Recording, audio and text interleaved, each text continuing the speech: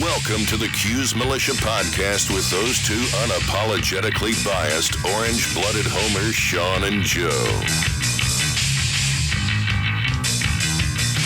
What's up, Cuse Nation? Thanks for tuning in to the Cuse Militia Podcast with Sean and Joe. If you like it, please share it. The universal handle for the socials is at Cuse Militia. Go there, join the militia. We are the only Syracuse sports podcast centered around giving you, the fans, a voice. So welcome. Happy Tuesday. A couple days later than normal. Yeah. Sometimes we record on Sunday, and we thought about it. And we decided not to. Set it against it. So well, I mean, it's been such a mess. I don't know what everything's going like with you, but it's kind of been a mess in my house, bro. Like school, quote unquote, school is back, so it's online, and it's I have to make sure they're doing it. It's virtual, yeah. So, yeah. Heather has to do the same thing. It sucks. Yeah. My wife works long hours, and so I was just getting wore out, and Joe texted me hey man, we doing a show tonight? And I'm laying on the couch. I'm like, I don't know, man. What do you think? So anyways, that's writing was on the wall. Yeah. Yeah, that's kind of how that went down. So we were going to have Tyler on to talk about SU in the draft, and we'll have him on. We'll hear what he has to say about it. But he's tied up with some family tonight, so we're just going to give you our quick little take. We've got some Boeheim's Army news, some other news, and I guess just basic off-season stuff. We're back into the swing of the basic off-season episodes we've been doing for 3 years now. So and we're trying to keep a little bit of normalcy, right? Like you talked about, we don't really know. Future's in doubt with the sports, and we know we have a little layover here before football starts. So we're just going to pretend like it's all just going to happen. Right. So that reminds me, you just piqued something in my brain real quick. I remember seeing something today that says the governor of New York is saying that, he doesn't know, if the state fair is going to go, because if the rest of the state's not open, the fair's not going to open. Well, folks, the fair happens at the end of August, beginning of September. I mean, we don't. Yeah. If he doesn't have that kind of foresight, we're not going to see anything in New York. No. If you can't have the fair, you can't have football in the dome, right? So Let's figure this out. What is going on? We need to figure this out. This is getting a bit absurd, if you ask me. He doesn't know the end of August? I mean, dude, have some optimism about you. It is... Seriously. It is not even May yet. I know it's only a couple days away, but... Right. Come on. Let's have some optimism. Anyway, we will get into all of the Syracuse-related news as it is. But first, we want to hear from the good folks over at Simply Safe. Now, when it comes to home security, as you well know, because I've said this before, there's two ways you can go about protecting your home. There's a traditional way, where you wait weeks for a technician to do a messy installation that costs a small fortune, or there's the other way, and that's the Simply Safe way. Simply Safe is everything you need in a home security system. It's award-winning protection, 2-time winner of the CNET Editor's Choice Award, which is way better than the BNet, or the ANET, by the way. Simply Safe blankets your whole home in safety. You get comprehensive protection for your entire home. Outdoor cameras and doorbells alert you to anyone approaching your home. Entry, motion, and glass break sensors are the best in the business. They guard the inside. You barely even notice it's there. But what's truly remarkable is you could set this thing up all by yourself. You barely even, anyone can do it. It takes up to 30 minutes to an hour tops, and there's absolutely no trade-offs for your safety. You'll have an army of highly trained security experts ready to be dispatched to your home at a moment's notice 24/7, and it's only 50 cents a day with no contracts. You want it for a month? You're going out of town in July? Go ahead, hit it up. Well, I don't know. Can you leave town? I don't know. We won't. I have no idea. I don't know if we can do that yet. But if you are able to in July, start it up. $15, no contract. That's why The Verge calls Simply Safe the best home security system. So go to simplysafe.com/team today, and you will get free shipping and a 60-day risk-free trial. You've got nothing to lose. Go there now. simplysafe.com/team. That's simplysafe.com/team. Thank you, Simply Safe. So one more it is Syracuse related, because it has to do with our Facebook page. Now, Joe, you know I have this huge issue with Facebook, and I don't talk about it much here. No. But here's the thing. I post to Facebook quite a bit. and it gets very little foot traffic. Like we get very little foot traffic through here. And I don't know what it is in the algorithm. I mean, I have an idea, but I'm not like totally sure. I have no, confirmation. But I put out a video, I don't know, 2 hours ago. It's reached 50 people. There's almost 2,100 people on our Facebook page. I mean, it just doesn't seem. 109 people have seen the post about Brandon Trish joining the Boeheim's Army, by the way. Congrats to that. Got our 4th player there. So, it's just odd. It's just odd. I don't know. Go all the way down to even the Alton Robinson, screenshot that I took from Seattle's Twitter page. It's reached 500 people. So videos do the worst too on Facebook, by the way. Maybe I'll just stop doing videos. Maybe that's the problem. Maybe it's the videos. But anyway, if you're on Facebook, the more you interact, the more you'll see. So I don't do anything for likes. I don't care. But if you want to see it, there's either settings to do it or you just got to interact with it. So anyway, I'll just leave it like that. So all right, hey, look, the ACC men's basketball tournament will return to Greensboro in 2023. So that's something to look forward to, right? So, hey, maybe we can actually plan that one out. I don't know. You think we can plan that out, Joe? We talk so much fluff about planning stuff out. Now, what do you mean? I go to the games. Well, we were talking with James about going to Greensboro this year. And before, but let's be honest, before it was canceled, we weren't gonna go. Well, Greensboro is an hour away from me, so no, I wasn't going to go to a 10 o'clock game in Greensboro when I had to work the next morning. But if they would have beat Louisville, you take that day off. That's what I'm talking about planning. Oh well, that's what I'm talking about. Okay, I wasn't going to go to that game. I wasn't going to plan for that one. But if they beat Louisville, I was going to go Friday night or Saturday night. If ifs and buts are candy nuts, we all have a Merry Christmas. That's not my point. Whatever. My point is we got 3 years to plan for Greensboro, so let's do it. Syracuse back to the Bahamas, right? Battle for Atlantis. Mm-hmm. Who are they playing again? I forgot. All the other people. All the other 3 teams? No, there's I think 8 teams or something like that. Is it? Okay. Yeah, they had some good teams. There's some headliners, but also since I don't even think that since we've been back, I think Elijah Hughes, he said that he was staying in, right? Yeah, since we last talked, Elijah Hughes didn't know. Yeah, basically. Yeah. Michigan State, UConn, Syracuse, Arizona State, Auburn, VCU, which is my wife did her undergrad at SU, but she's a VCU alum. Loyola, Chicago. Those will be the headliners for that. So yeah, it says one more team to be announced. Right. Yep. So 8th team is currently to be determined. So we will keep our eyes on that. Should be fun, though. It's nice. It's far away. It'd be a great trip to go to that, but there is no way in hell I'm going there without the old lady, so she's not going to let that happen. I'm just going to be honest with you. Yeah, I'm not going to go to that one. No. Well, yeah, okay. So the rule changes. Now, we've talked a lot about these rule changes for the NCAA that will players can earn money for their names and images and likeness. All of this is being reviewed by the Sports Administration this week because the NCAA they've been so busy with nothing that they couldn't take this up a couple weeks ago, but they're starting to talk about this again. It's come up again. It's coming up more and more often, I think.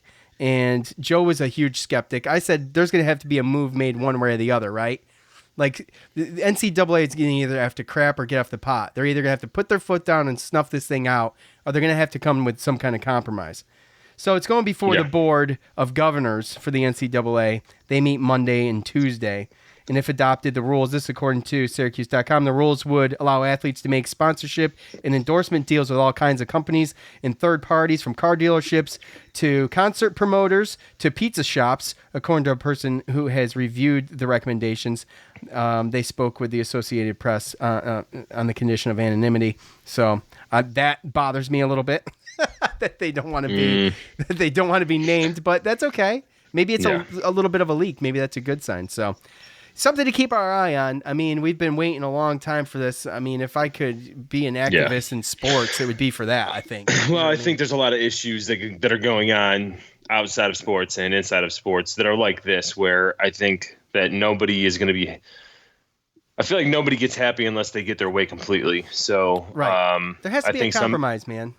There's got to be a compromise, exactly. And like I said, I was a skeptic about some things come the NCAA. The end of there's going to be a situation where they could allow it, but there's still going to be stipulations. There's still going to be regulations. There's still going to be things like that, right? So just like with opening up the economy with this coronavirus, there's going to be stipulations. It's not just going to be like, okay, everything's good. Slow roll, man. A slow roll. Right. So that's kind of how it's got to be, right? And I just don't know if it's a situation where, I mean, just like even the Syracuse fans, Otto's Army or whoever, when they were doing what they were doing, as far as, demanding certain things going on for the school, and everything that was going on with the racial slur that was written on the bathroom wall. And then they went to the, you remember you just saw the video there where the guy was there with Boeheim and they were talking about it and they had all these rules and like, they talked about how every single one of them had to be met. And it was like, dude, you're crazy. Like, that's not going to happen. Like, so there's going to be compromise. There's got to be compromise. And this whole, I got to have it my way, all my way, and you get nothing. Like, that's all got to end. There's got to be compromise because no one fully gets their way in this world. Yeah, absolutely not. And especially when we're talking, we're talking student athletes in an organization that makes billions and billions of dollars. They're going to protect their assets to some extent. But the thing about this is, and my whole argument with allowing these kids for name and likeness in this situation specifically, where they can go to Sam Dell or wherever in promote themselves or go sign hero cards or go to a pizza pub and do that type of appearance there, is that nothing comes out of the NCAA's pocket. It doesn't cost the NCAA anything. It just allows these kids to have the freedom to promote themselves based on their performance, basically. I mean, someone really popular is going to be able to rake it in, while a walk-on's probably not going to get much attention. In other words, from both ends of the spectrum to just, Yeah, and there's other ways that you can think about it too, when you look at it as far as devil's advocate, right? I mean, you allow so much opportunity for somebody with a big name to just roll into a town and a college and take advantage of boosters and companies there and make money. I mean, if it's the wild, wild west out there, you want your student athletes to you want your student athletes to be concentrating on, athletics and school, academics, right? Sure. So if you allow somebody too much power to be able to make an incredible amount of money, then I feel like that kind of takes away from what is really supposed to be the concentration, correct? I get it, but shouldn't that be up to the teams? Shouldn't that be up to the coaches? Shouldn't that be up to the school to be like, hey, look, the NCAA is allowing this, but here's our guidelines. No bars. Can't be out past midnight or whatever it may be. Right. So once the NCAA opens it up, schools will come up with their own guidelines to keep this thing close to the chest. You know what I'm saying? They're not going to, then again, and then you talk about that, then you give recruiting advantages, right? And then you have to worry about teams and the sliminess of people taking advantage of cheating and trying to win national championships and get recruits and everything like that. I just think it opens up that side of the world that kind of takes away the innocence away from college sports. That's one of the things that I love when I watch college sports. I mean, there's sometimes you watch professionals, NBA games. I mean, sometimes those guys are just mailing it in, trying to keep it close to the fourth quarter when they're playing their 34th game in an 82 game season, right? Like football, you kind of can't really mail it in, but those guys, as far as college football, I mean, those guys play hard. They know that they're trying to make the NFL. So sometimes some guys kind of get soft when they get that contract and make that money when they've been doing it for so long, right? So just the innocence of the college sports, I think when you bring money involved, and there already is money involved at certain levels, but I think it's one of those things where, again, there's going to have to be regulations, and you're going to have to try to make it as even as you possibly can across the board. Yeah, which I mean, I know you're just throwing that out there as a talking point, basically, but I mean, you're a star. You should be able to, No, I understand. I'm not saying equal money. Okay, I'm not saying equal money, but I'm saying maybe a maximum amount of money that you can make. All right. Well, maybe that's fair. I'd say equal opportunity with different results. I mean, that's life. So. Oh, 100%. Yeah, I'm not saying that, but I'm saying, hey, if they're going to max it out at a $50,000 a year, I don't think that's something that somebody can cry about. And, the fact of the matter is the majority of them won't be able to make $50,000 through the regulations and through the things that they want them to make their money in. It's going to only be the stars. So right. Well, we'll see what happens. And, obviously bigger markets are going to pull in. Syracuse fans turn out though, man. I mean, they're going to pay for that. That's something and everywhere, you take your kids there and it's just, It's awesome. So, all right, let's move on. What else? All right. Well, look, SU in the draft. So the obvious one, Joe, we did kind of a pre-draft show with Tyler.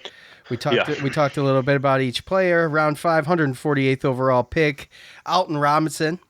548? Did I say 548th?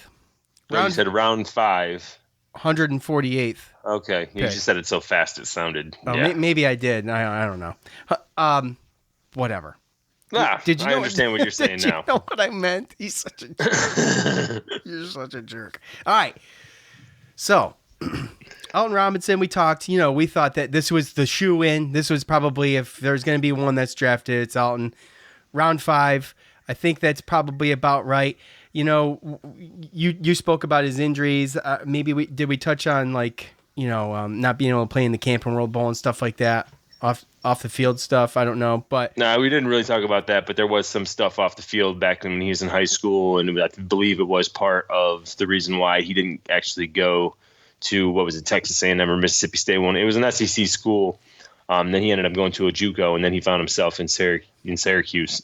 But there were some off the field things that I think, again, whether they're blown out of proportion or not, if it's there, then I feel like NFL teams can use it as an excuse not to draft you, right? So right, anything negative. Yeah, and I, you've read things about scouts, and I read a bunch of scouts about how some people think, that he's a one-trick pony. Don't get me wrong, that one trick is really, really good, but Seattle went out there, and there was an article out there that said that he was surprised that Alton Robinson was still there in round 5. I think a lot of people, I don't know about you, but I kind of was. I thought he was going to go in round 4, but yeah, I mean, he liked for what he got. He needs some more pass rushers, and again, obviously, when you know what you need, this is just a guy that's probably not going to start, but on certain third down passing downs, you're going to get him in there, and he's going to be able to go against, him being fresh and him going against an offensive lineman and during a third down, maybe late in the game, situational sack type of guy. So yeah, and his production in 2019, for obvious reasons, was a little subdued. But that, I guess that worried me a little bit in the last show. I think I brought up 4.5 sacks on the year. He's getting double teamed a lot and whatnot. But I mean, that's going to happen. They know the talent, the size is there. So someone they can develop. By the way, my son's a Seahawks fan. He was like in all his glory stoked about this. No, so, nice. Yeah, so nice. He was a big beast mode fan back. The year they won he actually picked the Seahawks the year they won the Super Bowl because of beast mode in Russell Wilson's from Richmond. So anyway, he's gonna get a jersey. He's gonna get a custom made jersey when he finds out what number he's gonna get, if he gets on there, whatever. See what happens. But he's gonna get the jersey. So he might be the only person with a Alton Robinson Seahawks jersey. Who knows? So all right, let's see. Sterling Hoffrichter, round 7, 228th. The last one for Syracuse that went in was taken almost at the very end. How many picks are there altogether? Oh, God. I'm sorry, I put you on the spot. 200 and some odd. I don't know. Okay. I don't know it off the top of my head. Anyway, towards the end. Now, look, we talked about his one downside was probably his size. But, I mean, when you have a leg like that, I honestly thought that he could go probably a little bit earlier. I thought that I think that with a leg like that, it's important to have size. You're the last line of defense. I get it. But with a leg like he's got, man, plus he's going to be in a dome again. Yeah, and he's got the airtime, right? Yeah, no, I texted you and Tyler about that, and it was a great pick. You don't waste the draft. Like I said, not every NFL team needs a punter every year. Obviously, you only have one of them, and many teams are happy with their punter. So when you want to go out and try to get another one, or you see someone you like, to go out and draft somebody that's really just saying, that you're going out and getting a guy. At the same time, he's probably going to be competing against somebody, and that's an easily cuttable draft pick as well. Right, there's plenty of 7th round picks that don't make it. So, right, yeah. They wanted him, and they saw something in him, and they're going to give him a shot. They're hoping that he's going to beat their guy out, but just in case he doesn't, again, it's not really hurting anybody. But got a great leg, playing in the Dome in New Orleans and in Atlanta, and then you got good weather stadiums like Carolina and Tampa Bay, right? So. Yeah. If he can get that hang time and get a lot of fair catches and get balls inside the 20, then he won't have to worry about tackling anybody, right? So right, he's done a great job. I don't know what he averaged. I probably should have looked this up beforehand, so I'll stall while I try. But I don't know what he averaged, but I know that he did hit one that was like 65 yards. Oh yeah. And the fact year. Too, we never really brought up, and maybe this is something that maybe Atlanta knows about or likes, but they didn't say it, I don't believe, when they got drafted. I don't know if you saw it, but they didn't really mention anything about him possibly being able to be, an emergency place kicker. Not every punter can come in and kick field goals as well. Right, because he hit a 52-yarder, as we know, we talked about in the last show. Or No, so he can come in and barring injury, he can do everything between kickoff, field goal, and punt. Right. Obviously, you don't want to ask one person to do that, but the 52-yarder too was, if I remember right, was outside. I don't know. I don't remember the weather conditions, but I think it was at Holy Cross, right? Yeah.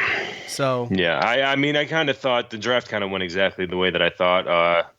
I thought Alton would have been picked higher, and I thought that we were going to get a random pick, either a Kendall Coleman, Tristan Jackson, or a Sterling Hoffrichter in the 7th round.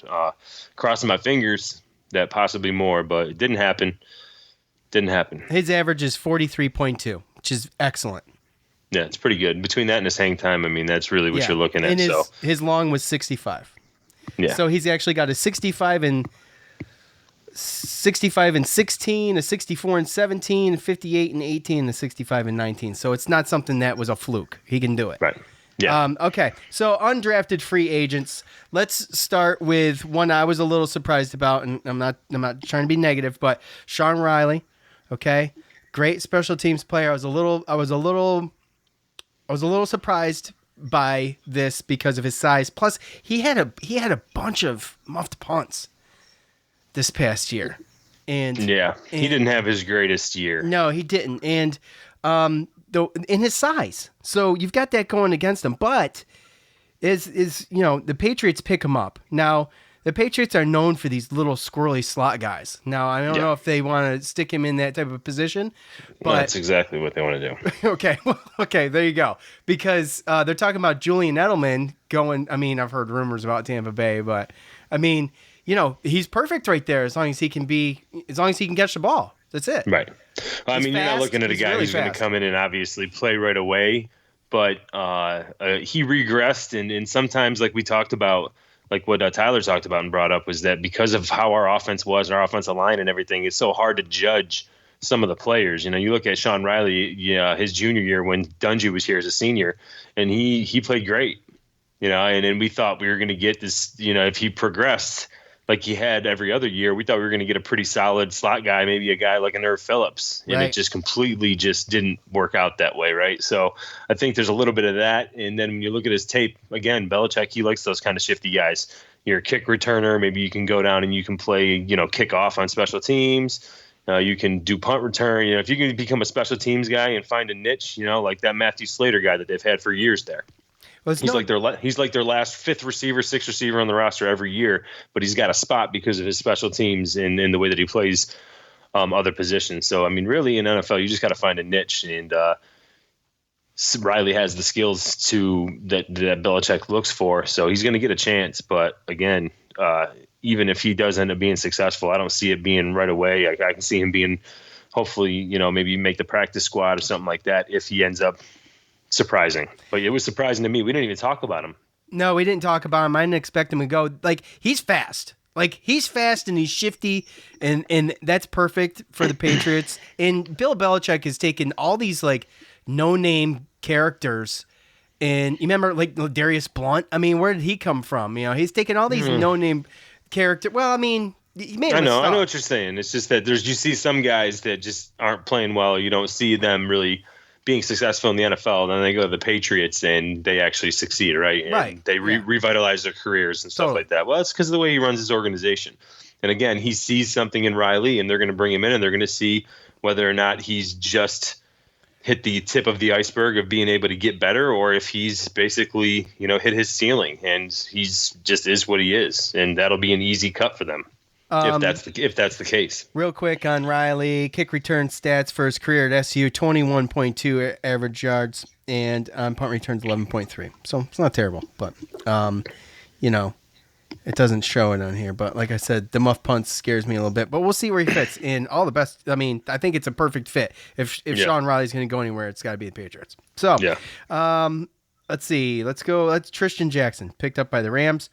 Joe, I didn't really know what to make of this one. I mean, this is one where I'm iffy on even. I don't know. I don't know. What do you think? Well, he was drafted, or he was not drafted. He was invited to the combine. All right. I'm sorry. I said drafted. I'm sorry. Yeah, but obviously, I messed up too. Obviously, there were some things that the teams didn't like, and I don't know specifically what they were, but this was like we talked about receiving. They said that there was 20 receivers that had a first-round grade.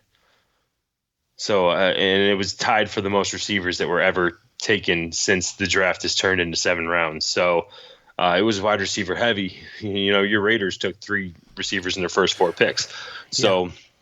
There was receivers getting taken all over the place, and I just assumed that when I saw that, I was like, Tristan's going to get drafted, and then when he didn't get drafted, I was like, I don't know what it is, but he should have stayed. Obviously, there's something. I mean, he's going to a team that is pass heavy, and they're losing Brandon Cooks, and they got spots open in their offense to kind of carve out a niche, but I don't know, man. I think he needed that one last year, dude. I think so too, because here's the thing: he's wildly talented. Mm-hmm. Like, I think he's a really good wide receiver. With one more year in college, I think this guy goes easily in the draft. I think he's drafted next year. You know what I'm saying? I mean, I don't know. He got drafted to the combine this year, and next year the wide receiver pool isn't going to be as talented as this year. Well, that's good. Right. That's another reason to think about it too, right? So, to me, I mean, obviously for personal reasons, you never really know what's going on and why someone wants to go that route. And, again, I'm never going to hate on somebody, but I think that, unless he really had to do it, or unless he was getting bad information from an agent or somebody, or getting pushed from the wrong people, like, he needed one more year. Yeah, it's kind of how I feel. Obviously, we'll see how that goes. Next one up on the list, Kendall Coleman had kind of a similar year to Alton Robinson. We were a little worried about his size. You and Tyler mentioned that. He's going to get a shot. Great. This kid is a great kid. Yeah. Like he's a leader, and he's a team player, and he's one of those guys, and he's going to give it his all. But what do you think as far as making the cut? I think that's kind of where that was going to go. I was thinking that the whole way that, with Robert Mathis being pretty much a lifetime Indianapolis Colts player, and him helping out Kendall Coleman through this process and the people that he knows and everything, I knew he was going to get a chance. I kind of thought that he wasn't going to get drafted based upon he has had a lot of injuries, shoulder stuff. But just like I said, between his character and everything, I mean, I read articles about them basically calling this, saying that they thought he was going to be an undrafted free agent, and he was going to go to the Colts just because of his relationship and where he's from. I mean, that's where he's from. Right, he's from Indianapolis. So yeah. So that's you kind of saw that writing on the wall. So I'm glad he's getting an opportunity. I hope he stays healthy so that he can show them and hopefully make the team. He's one I'm really rooting for. I'll just obvious. I'm rooting for all these guys, but this guy's a workhorse, man. He's in the trenches. Evan Adams, offensive lineman, Joe, undrafted free agent, is going to get a chance with the Ravens. So. But this is one we didn't even. Did we even? Well, talk we about brought it up. At least we brought him up, but then we kind of were like, I think Tyler was more or less like, because of the way that the Syracuse line just played overall, he just didn't think that. Oh, that's right. I remember that he was going to have a chance to get drafted. And I do understand that, and I see that, but at the same time, I mean, you can't really. I mean, it's an offensive line. It's a whole team as far as you got to work together. So if you're not all on the same page, then it kind of makes you all look bad. Evan Adams, he's been starting for a while. I think since his redshirt sophomore year, redshirt freshman. I mean, something like that. He's been a starter for like 3 years, and I mean, he's mean. And you watch him, especially on the run blocking. I mean, he's mean. He finishes his plays. He pushes his guys out. And realistically, when I saw this news, it just made perfect sense, because I know that Evan Adams isn't as bad as like what you've seen him as a sophomore and junior play on good lines, better lines than that, right? So again, you can't just fault one person. And then when you look at his run blocking especially, and then you see what team he went to with Lamar Jackson and with the running game and how often that they run, it's a perfect fit for if he is going to actually make a team, or if he could make a team. So I'm happy for him as well. Yeah, absolutely. And to your point, as far as the line this past year goes, I mean, you're holding other people up, because we had a lot. There was so much that was just a mess. I don't even know if you can. Right. You know what I mean? Yeah, that's tough. It's much. Tough to gauge things, right? Yeah, so, people quitting and leaving, and right. And then when we made some changes, and they actually had a couple games and weeks of practice to kind of get in the groove, then all of a sudden you saw Mo Neal running for 100 yards, and we actually looked a little bit better, right? So again, I thought that there were some good things at the end of that season, but I think that it definitely hurt some of these other players, and a lot of the players that we talked about too. I'm surprised some of these players, they haven't got undrafted free agent. Lakeem Williams, Evan Foster, Christopher Frederick. I'm surprised. I would have assumed that some of these guys would have already, or Mo Neal too. So, and obviously there's still time for people to get. Yeah. So what signed. do you think? I mean, I don't really, I don't know about Mo Neal as far as getting picked up by the NFL. Yeah. Well, I mean, if Dante Strickland did, I feel like he's got an opportunity as well. I like what Tyler said. If the XFL were to be able to come back, I guess that's in the air too. We don't even freaking know about that. But he almost might be a perfect fit for the XFL. Show your stuff, get some, get in there with the big boys, and you're making money. So I mean, I don't know. Seems like a great fit. I would like to see the I'm an XFL fan. I still think some of these guys, we're gonna have a chance to still get picked up and get an opportunity. Yeah. All right. Well, cool. And obviously, we'll keep our eyes on all of that. So, switching gears to basketball, the next big thing for sports fans in starving, deprived sports fans, Boeheim's Army is going to be a huge thing this year. What's his name? I forget the guy who started this whole thing. He's very optimistic, obviously, as I would be too if it was, if I founded it, that this is going to go on this summer, and we'll just have to see. But Boeheim's Army, nonetheless, putting their team together so far. Got Eric Devendorf, Tyler Lydon, Malachi Richardson. I think it's Malachi's first time and Tyler's first time, right? I believe so. Okay, I think so too. You looked at me like I don't know. Oh, okay. I know okay. I know it's Malachi's. Yeah, it's definitely sure it's Tyler's. I think too. it's Tyler Lydon's because he's been in. Yeah, they both got drafted the same year, and they just got off their rookie contracts. Yeah, so. Right. So okay, and that's the criteria. You can't be on there. So Eric Devendorf, man, gotta love it. As long as this guy can come back and play for Boeheim's Army. Oh, I'm sold. Exactly. Like, I mean, it's going to be a sad day when he's like, yeah, I'm just too old. I can't hang with these guys anymore, But right now, I don't see it. He's out there, man. He's out there. So we've got, and then we added Brandon Trish today. So they added him. I didn't do anything. But no, you didn't. But Brandon Trish, obviously, he's been on there before. He did pretty good a couple years ago. Last year, hurt his leg playing in Europe and wasn't able to make it at all. And we had Jordan Crawford, and it's like last year was like a mess. Like, I want to forget about last year. It was kind of a mess. I was kind of disappointed. I'm not a big fan. I got to say, I don't know if this is a popular opinion or not, but I'm not a big fan of these people that aren't Syracuse alum or didn't at least play a year at Syracuse. I'm not a fan of them coming on the team at all. Right. No, there was a couple years ago where they had I forget what his name is now. They had a guard that came and played, but like Yeah, we talked about that. But he wasn't like Jordan Crawford last year, Boeheim taking a like NBA player. It almost seemed to me like he was trying to play for a spot. It was tryouts. Play for like a contract or something. Yeah, it was like tryouts for him. And I get it because they were struggling to get some players, and then you have the injury with Devendorf, so you want to get a guard or not Devendorf with Trish, and then you want to get a guard in there, and you have Devendorf who knows him personally. So I mean, they made some things happen to kind of get a legit guy in there, but overall they probably just didn't get enough time playing together. Yeah, I think that was one thing. Yeah, right. So and the other thing was he was okay. He was okay, but he took a lot of shots. Took a lot of shots. He's an NBA player. Yeah. He's okay. He's good. But again, NBA isn't just a one man. It's how you play as a team, right? So team effort. Yeah, I think it's fair to say, without bagging on the dude, that they just didn't have a ton of cohesion because there wasn't a ton of practice. So yeah, well, and that's how I think that the overseas elite kind of fell off a little bit this year too, because you had some of the Marquette alumni team, the Ohio State alumni team. Those guys have been playing together and adding younger talent from their schools every single year. And, overseas elite, they lost some of their leading scorers from the previous years and had a little bit of a different team.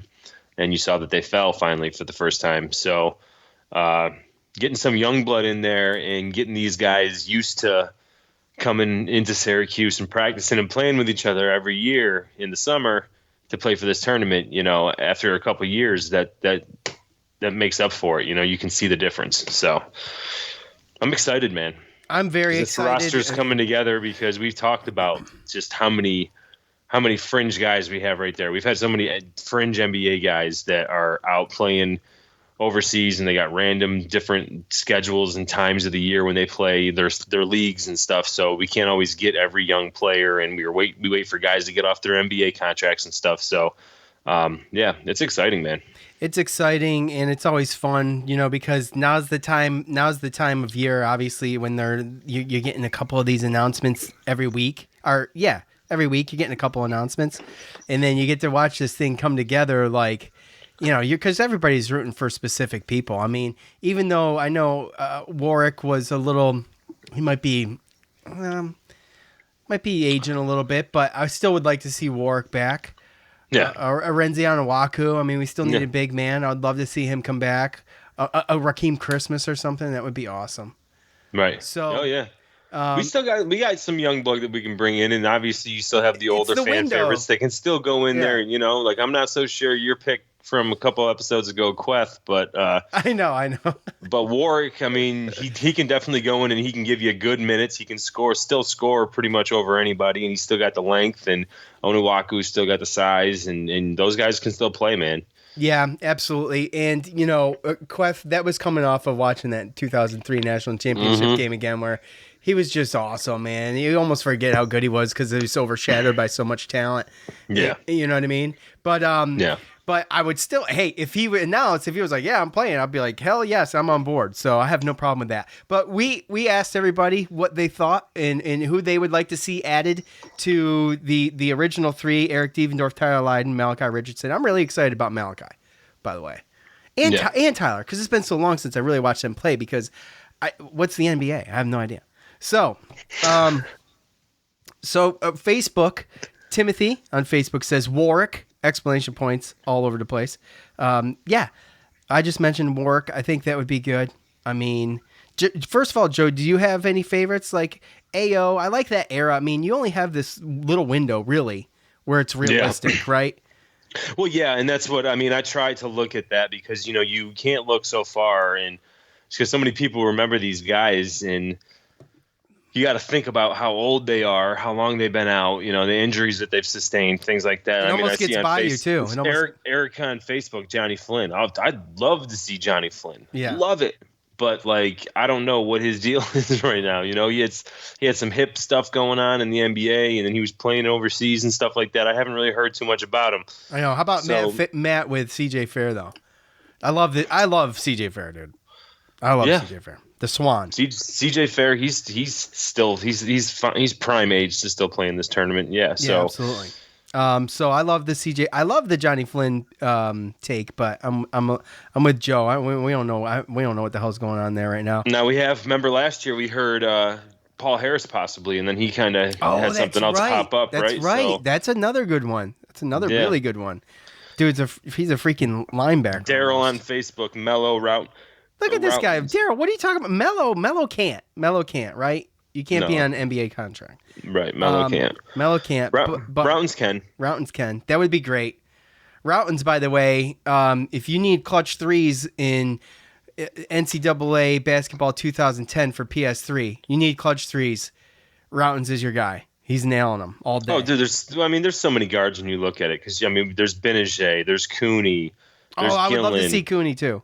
There's Gillen, there's White, right? Yeah, Benajay last year was on the team, right? I believe so, yes. Yeah. So that's another one. Gillen has played. Andrew White, I think he played 1 year. I think he played last year, right? Or no? Yes, I think, was it last year? Last year or the year before. It was one of the two. Yeah, you're right. Really good, though. Really good, though. And the guards is the easy one, right? There's so many. It's the big men, really, where it gets tough. Yeah. Rick Jackson, Onuaku, Rick Christmas, Jackson played a couple years ago. I'd love to see By Musa Kita. Oh, yeah, me too, dude. Christmas, though, I would love to see Christmas, Renzi Onuaku. Those would be my top two, probably. Yeah, Rick Jackson. Tyler. I love Rick Jackson, too. It's so, you could put a team together of 25 guys. Tyler Roberson, huh? Yeah. Yeah. By the way, our boy Gio, you mentioned Tyler Robertson. Gio is nailing it with these interviews on Orange Heat. By the way, he's doing a fantastic freaking job. So hats off to him for that. Yeah, also, they're good, man. He's got Scoop Jardine, he's got Roberson, he's got Arenze, he's got Eric Devendorf. I haven't listened to the Tyler Roberson one yet, but I've listened to all the other ones. So he's doing a really good job with that. But that's not even why I bring this up. Gio's going to be behind the camera, man. He's going to be holding the mic for this thing on ESPN. So, good on him. So that's one huge reason I want this to go through. Obviously, to see him in action. That's going to be really cool. So, James from Facebook said Lance. Yeah, I saw that. That was on Twitter. Oh, Twitter. Yeah. James at James Zuba on Twitter. He did say Lance. He's all in on the Lance. And I don't know who that is. I do. And I said to him, yeah, it's not today. And he said, all right, maybe tomorrow. So I think he's too old. He's too something. Short, old. No. What are you, Joe? 6 foot? 5'10", 5'11". I play bigger than my height. Okay, fair enough. Love James. Gonna have James back soon. Well, we were thinking about it tonight, but I was like, last second. So, anyways, I don't want to bug him, but we're gonna have him back. We have tons of time for this off-season stuff. Plus, looks like New York's gonna be locked down all the way through August. So he's got nothing to do. So he's got nothing to do. Oh man, it's funny, but I feel bad all at the same time. Poor Pacey James. He's gonna come on here. He's gonna be so bright. We're gonna have to turn our adjust our screens. Okay. He's gonna be like Rick waking out of the coma.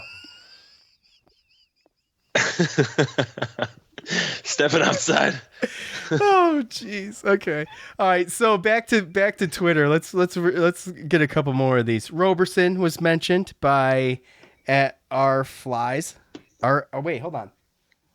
Our files 90. So it's on my phone, bro. I think do I need those? To eat more carrots? Things called? No. Were those bifocals? Do I need bifocals? You might. Oh God, you squint an awful lot. I hope not. At Cuse Waterboy, Ennis. Ennis is another good one. That is a good one. I love that one. Watched that Pittsburgh game the other day. Syracuse takeover. Oh, yeah. It was good stuff. At Mets home run guy, Jake. I know him as Jake. From State Farm? What are you wearing, Jake? He says Coach Mack. Now, that's great, but is there a conflict of interest there? Can he even do that? I don't know. I don't know, but that would kind of be cool, too. That would be, obviously, but when was the last time you seen him in shorts? You see him in warm-ups. If Ward can play, I feel like he can play. He practices. He runs with the guys. I'm sure he's in shape. I don't think there's any question about that. We got another one here for Andrew White, Benjamin on Twitter, and at SULaxPod. We've got, let's see. He's got Routins. He says Routins among others, and Terrence Roberts. So, a couple other good ones. He played before, didn't he? Almost positive. I'm almost positive. Who? Oh, Terrence Roberts? Yeah. Yeah. Yeah, he played in one of the first teams that they had, I think. Yeah, he played in a couple teams, yeah. So, anyways, you guys get the gist. I could go all through these. I'm just looking through a couple more for GMAC at Res44, GMAC Christmas, Scoop. Routins again. I mean, Routins is big on here. I'm just gonna be honest. Another Ennis and Christmas. Christmas is big on here. Sutherland. I was gonna say Sutherland. I was gonna say no Sutherland love. Yeah, no Sutherland. Then we got a whole lineup here: Routins, Christmas, Ennis Fair, Anawaku, and Flynn. That's not a very balanced lineup. Plus, it's 6 guys. So yeah, but he's talking about adding those guys to the current roster. You goof. Yeah, I get that, Joe. I just thought it was making fun of the guy. No, I'm not. At Scott Hess 11, not making fun of you at all. I was making fun of myself. First off, that was pretty unbalanced lineup, and it's 6 people. Like I think everyone knows. I was making fun. That was self-deprecation, Joe. And now you're piling on it, and now my self-confidence is like squashed. That's it. I think it's time to end the show now. Who is that? At Scott Hess 11. You know him? Apologize. I'm sorry, Scott. Apologize. I'm sorry, Scott. Sorry, Scott. I just got shamed. It's he know not what he do. I just got fan shamed again, and it's like when I go to the grocery store or I'm outside without a mask on, I'm getting mask shamed, and everybody's looking at me funny and whispering about me. But hey, yeah, it's me at work. I do me, you do you. How about that? So I want to tell you. I just tell people I have the antibodies and they leave me alone. Scott, sorry, buddy. That's a good 6 guys. I love it. So, anyways, to add on to that roster, 100%. Yeah. So look. Great post, Scott. Okay, Joe. It's starting to be a little ridiculous now. So look, hey, Tyler and I did an interview with Malcolm Folk. I wish I would have mentioned this in the beginning of the show. Malcolm Folk is going to come back. I'm going to get this kid back. I was DMing his dad on Twitter. Just so grateful for him and his family. Him and his dad are such class acts. They raised a great kid, and we are going to get him back because he's not going to be on the roster for another whole year. He's going to enter a senior year of high school. So that's still available. Check it out. We appreciate it. Joe, any closing thoughts? I'm bummed that I actually missed that interview. And again, Joe could not make it. He had a scheduling conflict. But I listened to it. It was good. No, I can't wait to meet the kid and talk to him and ask him some questions. But, obviously I'm just hoping that he can play his senior year of football. Yeah, and that doesn't get taken away from him. So I hope that can go on and he can go on and he can concentrate on that. And then maybe we can get him in after the season or something like that, Yeah, and, Tyler's got a really cool story about his future and how it happened. And has a little tiny bit to do with that interview, which is really cool. So, anyways, I'll let him tell that story. So, when he comes on, we'll be back, guys. No worries. Sorry it took so long. We just did a lot in a short amount of time, and we had got burnt out, man. Got burnt out. Yeah, it was a little bit of that, but it was also like just life, man. Life is crazy. Well, that's the whole thing, right? Is that we have full-time jobs. We still have life that is kind of crazier than normal. And then we actually do these movie brackets and go for a whole week and then do this music bracket, right? So it's like, it's not like we're just sitting around not doing nothing and we're just podcasting and getting burnt out. Like we actually, it's off. We're busy as hell. It's off the air stuff. In the brackets that when I committed to that second one, when I started having to put it together and actually put it on social media, the polls and stuff, I was like, oh my gosh, what did I get myself into? So anyway, it was nice to have a quick little break. Yeah. But anyway, look for us. We'll be back. We'll get back in the groove here. So anyway, I want to thank Simply Safe. Obviously, I want to thank all of you for dropping by and listening. If you like it, please share it. We really appreciate all of your support. Enough can't be said about it, especially through these times when there's just no sports going on, Joe, and these people, all of you guys are still tuning in. I don't know if it's out of boredom or if it's out of just, It's probably out of boredom. Let's be honest. There's really no other reason for this. Hey, you know what? If it's out of boredom, that's okay. But we hope out of this boredom that you actually might get attached to this podcast and listen to it regularly, right? Yeah, I'll take it. You can cross some fingers, right? Exactly. Well said, Joe. That's it. That's all I got for Joe. I'm Sean. We're out. Thanks for listening to the Cuse Militia Podcast, the fan's voice with Sean and Joe.